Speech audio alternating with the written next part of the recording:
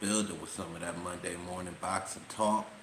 We got a fun-filled fight weekend. A few heavyweight contenders to support the unification title fight this weekend between Usyk and Dubois. Now, let's start with the contenders, man. I mean, we got Jared Anderson back in there going up against a Andre Radenko. In this particular fight, what I'm looking for from Anderson is a little bit more defensive.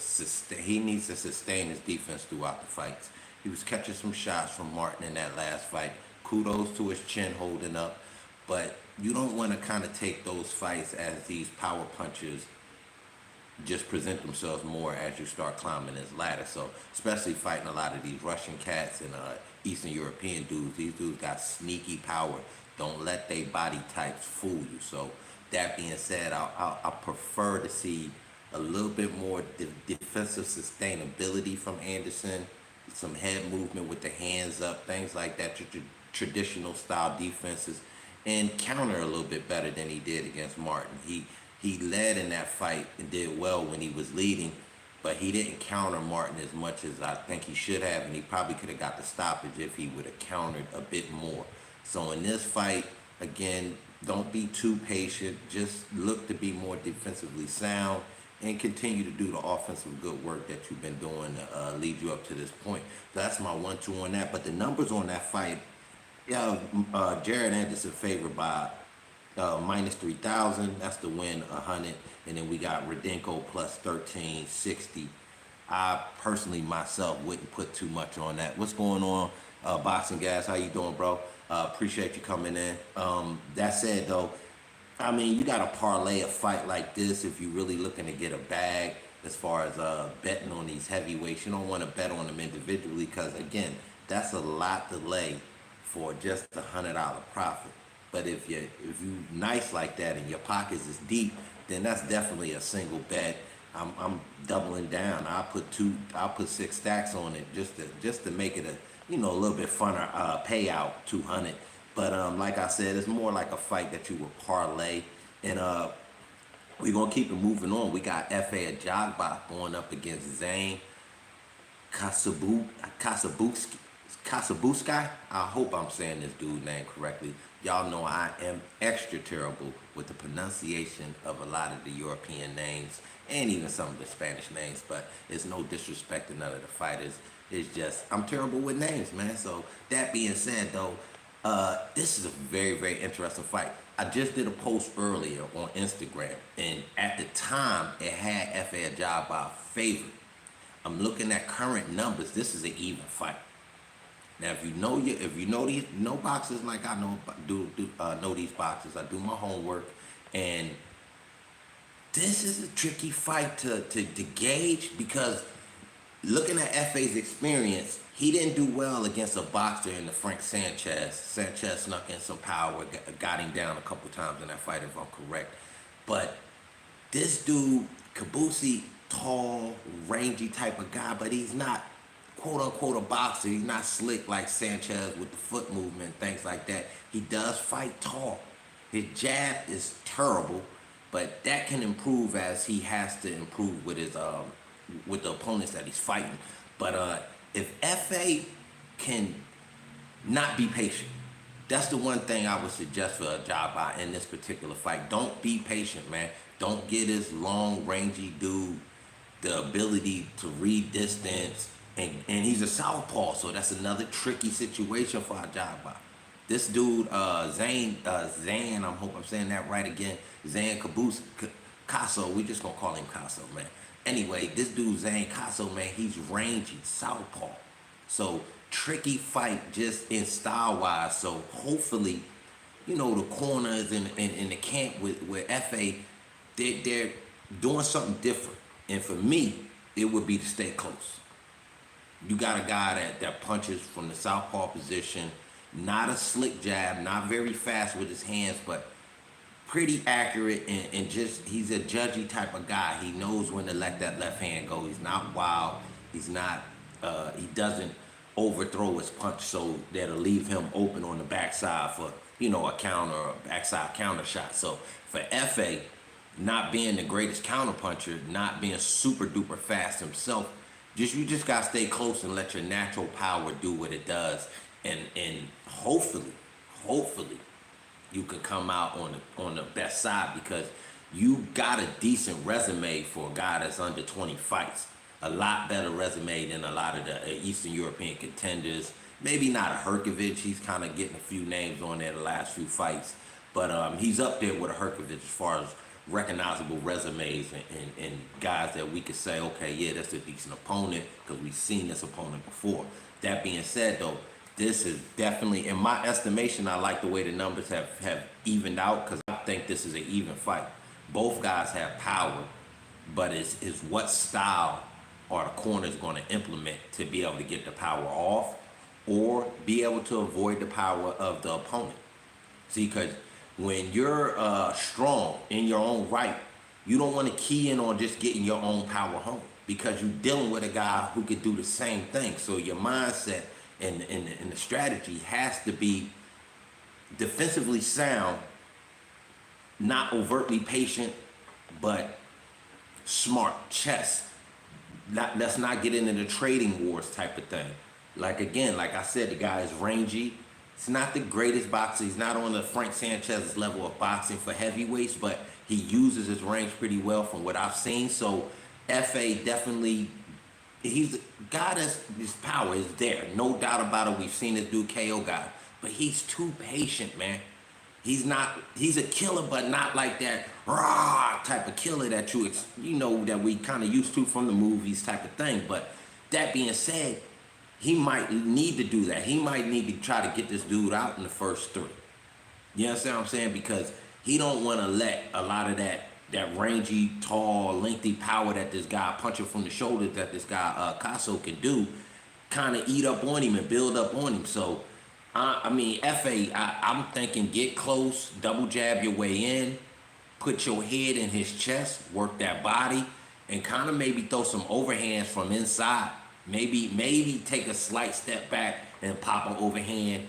Try to circle to your left. Obviously, you want to get away from that left hand best as much as possible. So circling to his left, which is awkward. You know what I mean? Most guys fight orthodox, but they're right-handed guys. So the natural movement of circling left is just not in them. And we dealing with heavyweights. So, you know what I mean? That this precise, what we know of standard boxing and what you do to avoid this and that type of scenario. These guys don't always have them tricks in their bag, but I mean, that is definitely something I would have been working on in the camp. Just pure rotation. Stick, rotate, circling around, because that left hand is coming. This dude is, like I said, his jab is not the greatest, is out, it's just not for his size. You would think he would got a bing, 1-2 would be crazy from the southpaw too, but nah, he's a rangy, like try to find a range with that right hand, and then he lets that left come around the corner, come straight down the pike, so he can throw that left hand in a couple different ways, which can be tricky for a tall guy like Ajagba, and he fights upright. So again, I know I spoke on him some years ago. If he can get some dip in them knees and kind of get more of that inside fighting style, that'll suit him well for this particular battle, and actually give him an opportunity to probably get the KO without taking a lot of damage and vice versa. You see what I'm saying? But anyway, man, we got one more heavyweight contender I wanted to talk to you about, and I'm going to brutalize his name too. Bajador Jalalev. Nice dude, though. I ain't going to lie. This dude is sick. Nice dude. Strong. Very strong. Another guy that's leaner for a tall heavyweight type of guy. Not as big as like your, not Kovalev, the Klitschko's. They not kind of big like those guys, kind of filled out a little bit more as they got older. These dudes are similar to the taller, rangy type of Eastern European fighters, but they strong, shoulder strength. You know what I mean? So these dudes are not to be taken slightly because they're not built like superhero characters. That being said, like the Dragos and that type of thing. Anyway, this dude, minus 4,500 against the African boy Anarodi Inawari. Iwari. I'm brutalizing that name, but this guy's a plus 1600. So again, if you wanted to parlay a little situation with these three favorites, or at least with three out of the, well, two favorites, flat out favorites, and then the other one's a 50-50 fight. But again, I'm not gonna lie, bro. I think I like FA's a job in that fight just to help y'all with this little parlay situation. Why? I'm gonna give you the lean towards FA to put that together with a little parlay with the other two contenders, is because he has the experience on the side.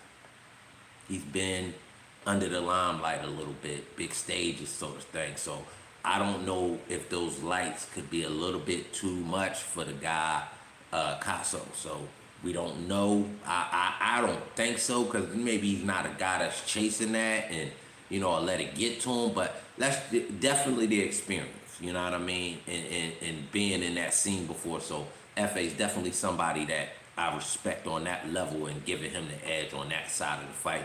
And hopefully, like I said, if it's camp, late party, listen to me, man.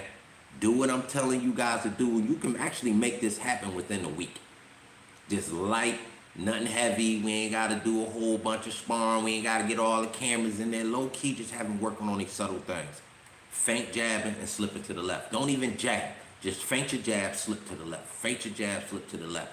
Natural defense. Let this guy think that, oh shit, I got to change my game plan now. And that way, FA can start working offensively when he gets the other dude thinking. Anyway, man, I'm just spitballing, trying to give you the strategy that I love to dish out when we talk about these close type of fights like this.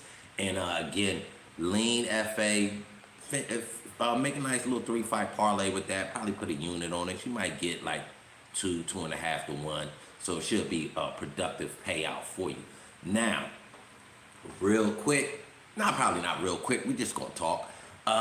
Dubois and the champ.